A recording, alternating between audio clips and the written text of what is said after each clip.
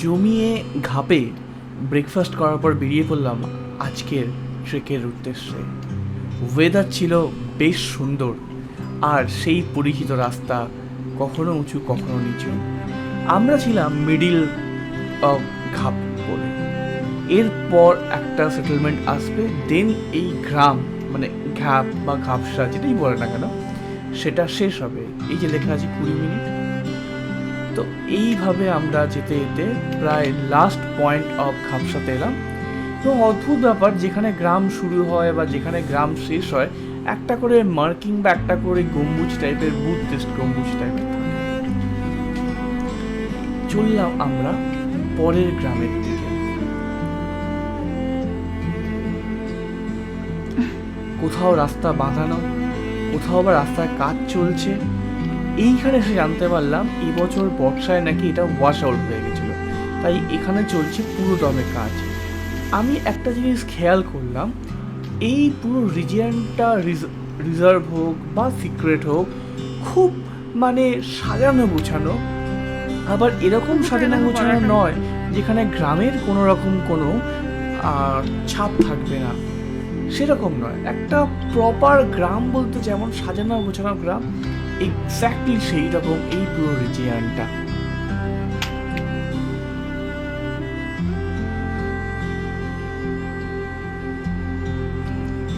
এইখান থেকে আমাদের শেষ হয়ে গেল ঘাপসা। আবার যথারীতি একটু নিচে নেমে ওই যে রাস্তা চলে নিচে নেমে হেঁটে হেঁটে যেতে হবে। মানে বলতে পারেন যে গ্রামগুলো চুয়ার যে ট্রেন তার থেকে একটু উঁচুতে আর কি গ্রামগুলো। এবার এইখান থেকে আমাদের শুরু হলো পরের গ্রাম, যেখানে আজকের আমাদের মোটামুটি লাঞ্চ করার কথা। সেইখানে আমরা যাবো নামরুং।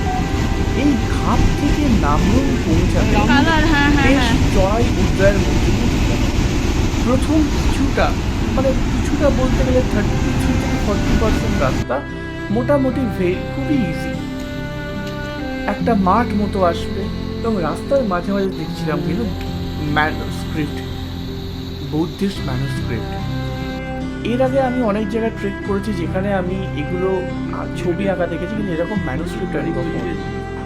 তো এরকমভাবে যেতে যেতে যেতে যেতে কিছুক্ষণের মধ্যে আমাদের একটি গ্রাম আসবে যেখানে আমরা স্টে করেছিলাম। সেখানে একটাই মাত্র হোমস্টে আছে, সেখানে অনেকে ফ্রেশও হচ্ছিল। এই গ্রাম অবধি মোটামুটি রাস্তাটা কিন্তু বেশ সুন্দর, মানে বেশ ফ্ল্যাট ফ্ল্যাট ফ্ল্যাট। এরপর থেকে মোটামুটি শুরু হবে একটা মাঠ মতো আসবে, সেই মাঠের পর থেকে শুরু হবে ফাইনাল আপওয়ার্ড শুরু হবে নামরুং পর্যন্ত। এই জায়গায় যেতে যেতে আমরা বেশ কিছু বানর, বেশ কিছু রকম বন্য পাখি দেখেছিলাম। আর গোটা রাস্তায় তো ইয়াক আর ঘোড়া তো আছেই, সেটা আর বলার বাহুল্য নয়। এগিয়ে চলেছি আজকের আমাদের লাঞ্চ করার জায়গা নামরুংয়ের পথে।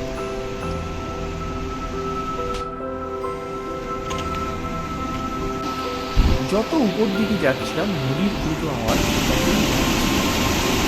এবং সংকীর্ণ হচ্ছে সেই নদীর আওয়াজ।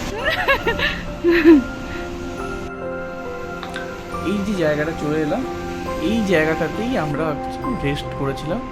অনেকে ওয়াশরুমে যাচ্ছিল। এরপরেই আর কি এই যে ব্রিজ ক্রস করলাম, ব্রিজ ক্রস করার পর থেকেই শুরু হবে আমাদের নামরুং জন্য হাঁটা।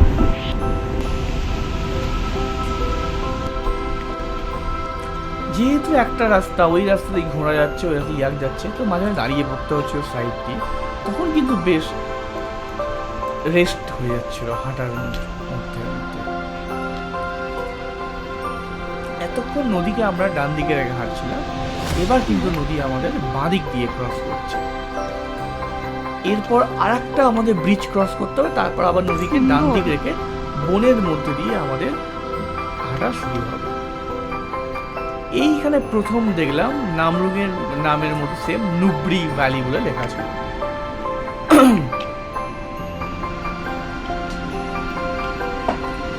এখানে সে এক প্রচণ্ড নদীর গর্জন। এইখানে আমরা যখন মোটামুটি ব্রিজটার কাছাকাছি এসে গেছি, মানে আমাদের তখন রীতিমতো ব্রিজটা ক্রস করতে একটু হলেও ভয় লাগছে, যদি ব্রিজটা ভেঙে পড়বে না ডেফিনেটলি, কিন্তু এখানে নদীর যা স্রোত আর যা গর্জন সেটাই খুব ভয় লাগছে। এইখান থেকে আবার একটা এই সুকসুম বলে একটা জায়গা, যেখান থেকে দুটো ডাইভারশন হচ্ছে, সেখানে কিন্তু স্পষ্টভাবে লেখা আছে ডান দিক গেলে নামরুম আর বাঁ দিক গেলে আরেকটি গ্রাম। এইটাই হলো final up climb towards the আপনার নামরুম অবধি। পুরো বনের মধ্যে দিয়ে যেতে হবে আপনাকে, এবং যেতে যেতে কিছুক্ষণ পর, বেশ কিছুটা যাওয়ার পর পড়বে একটি সেটেলমেন্ট, যেখানে আপনি যদি অন্নপূর্ণা সার্কিট করে থাকেন, সেখানে যেমন অ্যাপেলের একটা বেকারি মতো ছিল, যেখানে অ্যাপেলের জুস, অ্যাপেল রেডি জিনিস পাওয়া যাচ্ছিলো। এইখানে একটা অমনি একটা দোকান কিন্তু আমরা পেয়েছিলাম।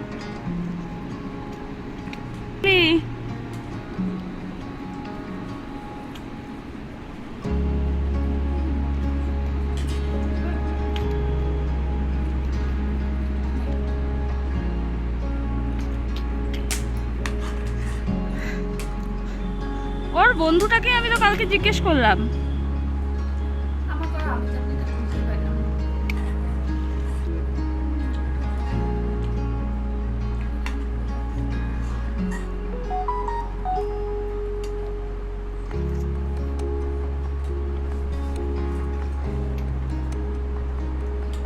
বেশ কিছুটা যাওয়ার পর মোটামুটি মনে হচ্ছিল এবার বোধহয় আমাদের এই বনের যে এরিয়াটা শেষের পথে। আর বলতে না বলতেই মোটামুটি পাহাড়ে গিয়ে বোঝা যায় কোথায় বনটা গিয়ে শুরু হচ্ছে, কোথায় শেষ হচ্ছে। এইখানে আমরা গেলাম ওয়েলকাম টু অর্গানিক অ্যাপেল ফার্মে। চুটিয়ে আমরা অ্যাপেল জুস খেলাম, অ্যাপেলের কিছু বেকারি খেলাম, দারুণ ছিল টেস্ট। আপনারা যদি কখনো যান অবশ্যই যাবেন।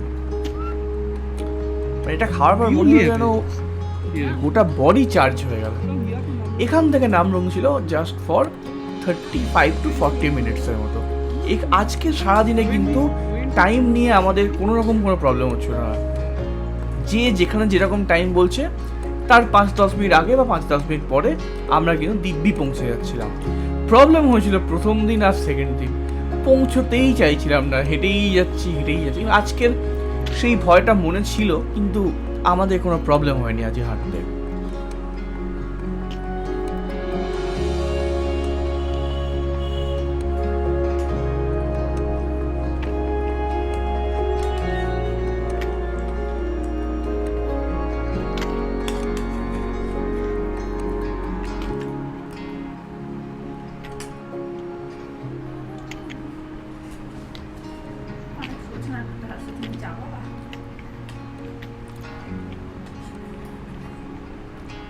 এই রকমের হঠাৎ প্ল্যাকার্ড দেখে মনে হলো আমরা বোধহয় নামরুংয়ের আউটস্কার্টে পৌঁছে গেছি। তা না হলে বনের মধ্যে কেউ লিখবে না অমুক গেস্ট হাউস বা এই গেস্ট হাউস এতটা দূরে। কথাটা ভাবতে না ভাবতেই দেখলাম আর একখানা প্ল্যাকার্ড। তখনই বুঝলাম যে আমরা এসে গেছি, প্রায় এসে গেছি। আর এই যখনই মনের মধ্যে এরকম একটা আসে না প্রায় এসে গেছি, তখন হাঁটতে আরও ভালো লাগে। যাক, এবার গিয়ে আমরা রেস্ট নিতে পারবো। বলতে না বলতেই এসে গেল নামরুম। এইখানে আমরা, এটা আউটস্কার্ট বলতে পারেন, এখান থেকে জাস্ট একটু বেঁকে গেলে দেখা যাচ্ছে নামরুম। এইখানে আমরা বেশ কিছুক্ষণ রেস্ট নিয়ে আমরা করেছিলাম লাঞ্চ।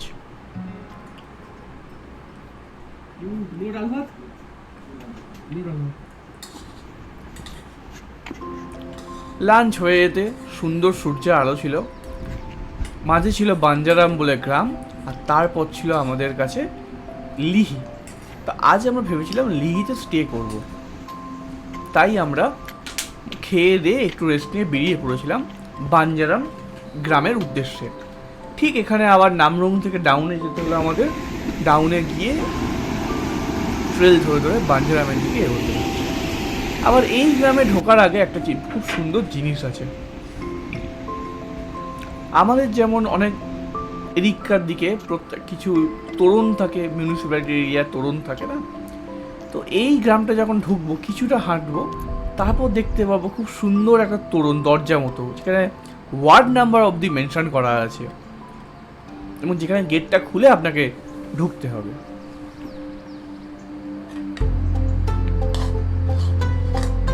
এই সেই যে মিউনিসিপ্যালিটি ওয়ার্ড নাম্বার 2, ওই যে গেট করা আছে।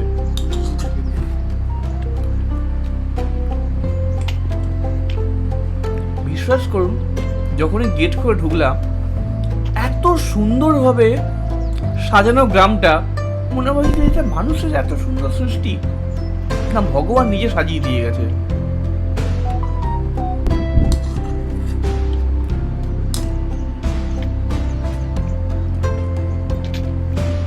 এই গ্রামটার পরের গ্রামটাই হলো কিন্তু আমাদের লিহি গ্রাম। সুন্দর রাস্তা ধরে আমরা হাঁটছিলাম, লেখা যায় লিহি 1 ঘন্টা।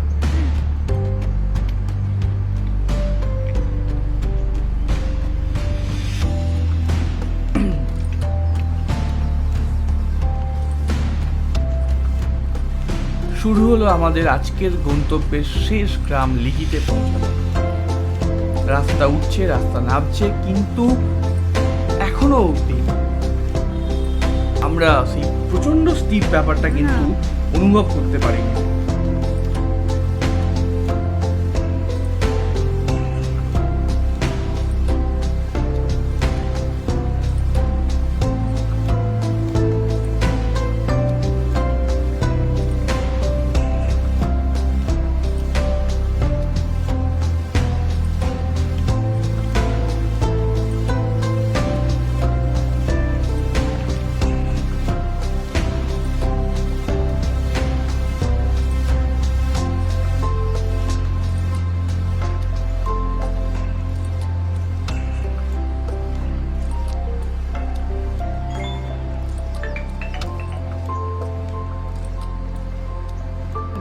হ্যাঁ দেখলাম।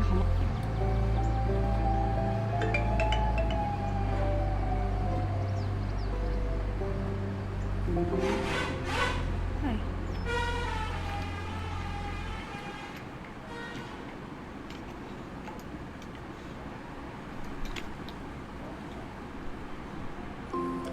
এই ছিল হচ্ছে আমাদের লাস্ট মোটামুটি আপস্টেয়ার। এবার এখান থেকে আমরা দূরের থেকে দেখতে পাচ্ছিলাম লিহি গ্রামের এন্ট্রান্সটা, তাই হাতের সময়ও ছিল, ধীরে ধীরে হাঁটছিলাম, কোনো তাড়াহুড়োর ব্যাপার নেই। তবে একটা জিনিস দেখছিলাম, নেপালের লোকেরা খুব স্পিডে হাঁটছে এবং দুর্ভাগ্যের ব্যাপার, খুব কম বয়সী ছেলেপুলে তারা ব্যাক করছে। এই যে যারা আসছিল, এরা লার্কে থেকে ব্যাক করছে কারণ এদের এইমএস হিট করে গেছিলো। এই গ্রামটা, এইটা হলো লিহিতে মোটামুটি ঢুকে গেছি। এটা লোহার লিহি বলা যেতে পারে।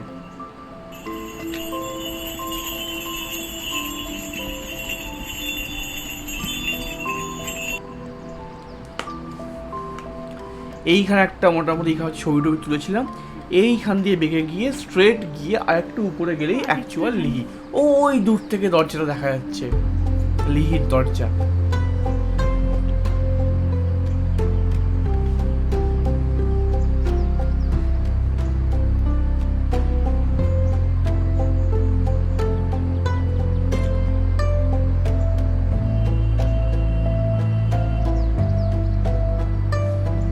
এই আমাদের লাস্ট উঠতে হচ্ছে, আস্তে আস্তে যাচ্ছি। সুন্দর একদম দেখা যাচ্ছে লিহি, সাজানো গোছানো লিহি। তবে এখানে গিয়ে আমাদের মনে হচ্ছিল যে মোটামুটি সময় পাবো, মেঘ ঢোকার আগে যদি একটু আমরা হাঁটতে পারি। তাই তাড়াতাড়ি আমরা রুমে ঢোকার জন্য চেষ্টা করছিলাম। এই প্রথম রুমটাতেই আমাদের থাকার জন্য আমরা ব্যবস্থা করেছিলাম। রুমে ঢুকে ব্যাগপত্র রেখে, ওই ধারের ঘরটা ছিল আমাদের, ব্যাগপত্র রেখে আমরা হালকা করে বেরিয়ে পড়েছিলাম জায়গাটাকে ঘুরে দেখার জন্য, কারণ দারুণ লাগছিল জায়গাটা। এই ছিল আমাদের রুম, ছোট্ট পুচকে রুম, দারুণ কদি ব্যাপার ছিল। এটা ছিল ডাইনিং এরিয়া। হালকা খাওয়া দাওয়া করেই ব্যাস আমরা বেরিয়ে পড়লাম একটু গ্রামটাকে ঘুরে দেখতে। ছিল এখানে কিছু মনেস্ট্রি, এটা ছিল বেশ বাড়ি, ঘোরাতে বেশ কষ্ট হচ্ছিল। তারপর এদিক ওদিক করতে করতে সন্ধে হয়ে গেল এবং আজকের মতো আমাদের দিনটা এখানেই মোটামুটি শেষ হলো।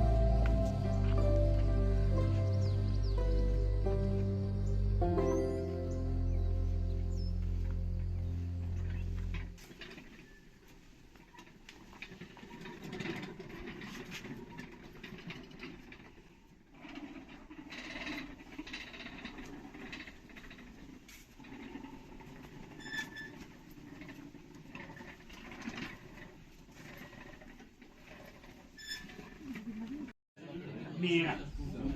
Vera, pica. Mira. Mira.